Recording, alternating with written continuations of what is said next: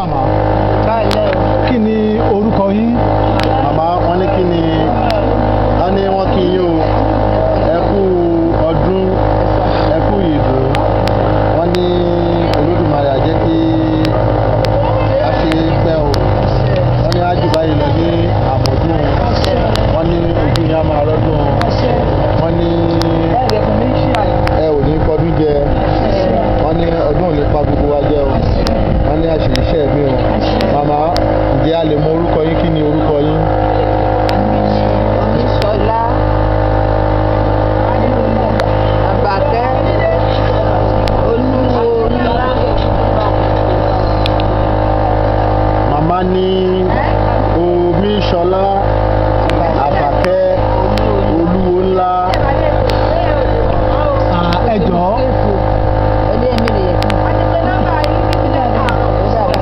Ẹ tó ọmọ ọdún mélòó báyìí màmá ẹ má bínú o.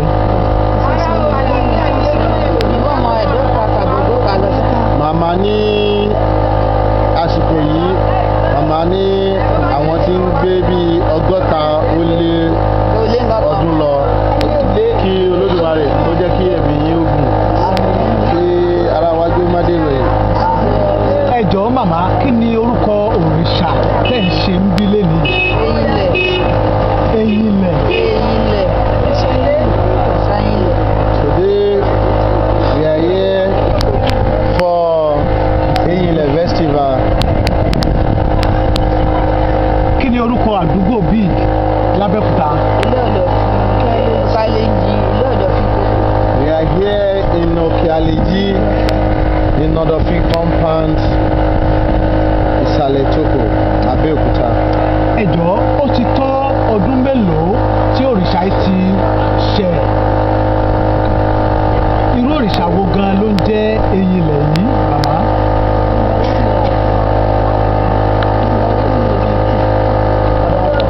Àbàtàn number 1. Àbátàn ní number 1.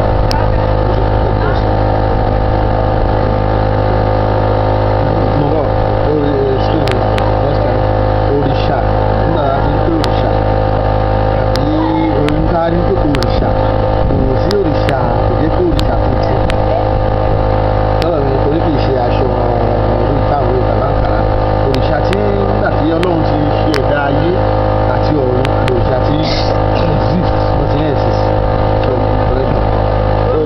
ìfẹ́ ń bèèrè pé irú òrìṣà wo ni ó ń jẹ́ Eyinlẹ̀. Bàbá wa gbà tí wọ́n bèèrè pé òrìṣà wo ló ń jẹ́ Eyinlẹ̀ òrìṣà Eyinlẹ̀ kẹsọ irú òrìṣà tó jẹ́ pé bóyá ó jẹ́ òrìṣà ní ẹsẹ̀ omi àwọn àpẹẹrẹ tí ó bá dàbí pé bóyá ọmọ tí wọ́n bí ìyẹn ni nǹkan. Òrìṣà Eyinlẹ̀ yẹn. Ọlọ́run ti dá ìmàlẹ̀. Record. Bàbá wa wọ́n ní òrìṣà wo ni ó ń jẹ́ òrìṣà Eyinlẹ̀ àti pé báwo ni òrìṣà Eyinlẹ̀ ṣe rí? Òrìṣà Eyinlẹ̀ ó fẹsẹ̀ kan dúró ó dẹ̀nà ọwọ́ mẹ́rin mú. Mama said òrìṣà Eyinlẹ̀, the icon of the òrìṣà Eyinlẹ̀ or the symbol of òrìṣà Eyinlẹ̀ is òrìṣà that has only one leg, that stand with only one leg and has 16 different ori. Orí àpọ̀ fún ọ. Orí ẹni ó ní orí mẹ́rìndínlógún. Orí mẹ́rìndínlógún. Ọwọ́ mẹ́rìndínlógún ó fẹsẹ̀ kan dúró. Ó dẹ̀ ní ọwọ́ mẹ́rìndínlógún.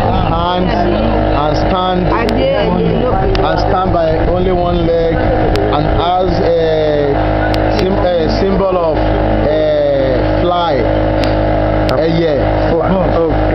You say 16 different hands?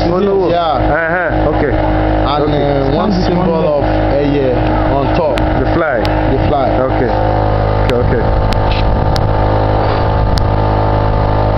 Báwo ni òrìṣà yìí ṣe ṣẹ̀ màmá?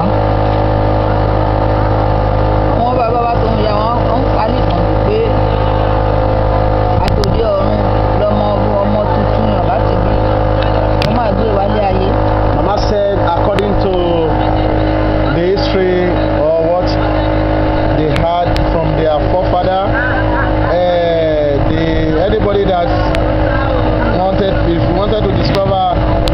shrine of this Orisha Ile. So somebody, a newborn baby, he or she is going to carry his pregnancy cord, will be round.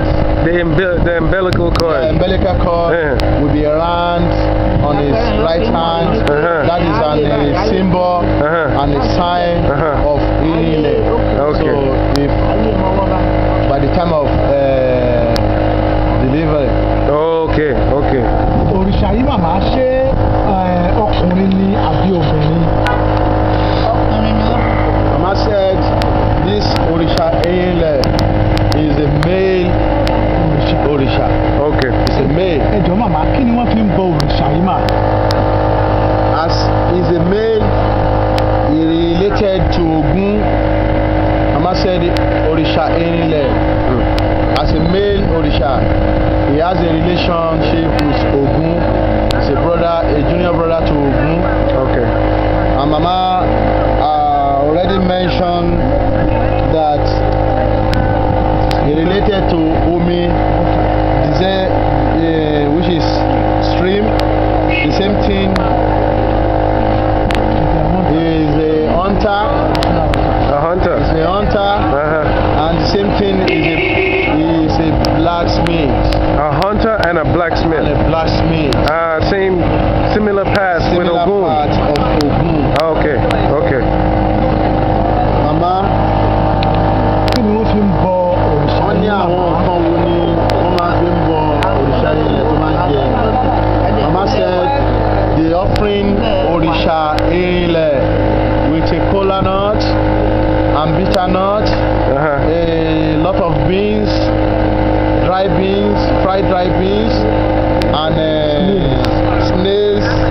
Sometimes the Orisha may said he doesn't need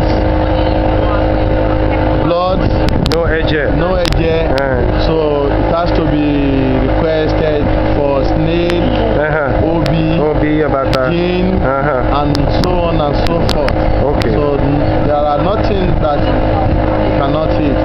Okay. He eats a goat, he-goat, Okay. she-goat, Okay. and a hen, and a fowl. Okay.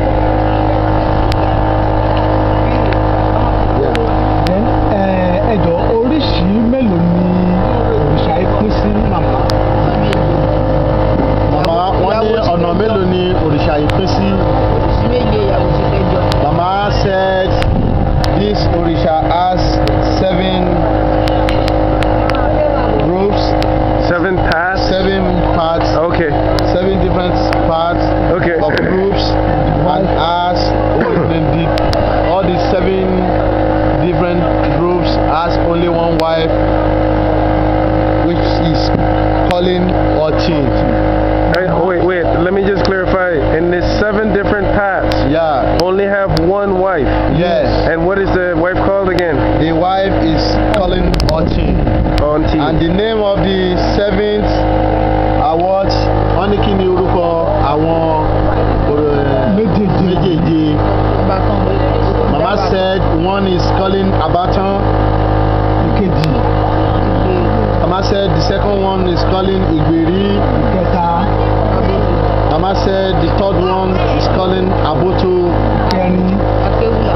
Mama said the fourth one is calling Akewula. ìkarùn-ún, Mama said the 5th one is calling Urulu. ìkẹfà, Mama said why the 6th one is calling Ojutu. ìkeje, Alámọ̀. Mama said the last one, the last number 7 is calling Alamo. ẹ ṣé màmá, ǹjẹ́ ẹ lè bá wa kí díẹ̀díẹ̀ nínú àwọn oríkì àwọn méjèèjì mà?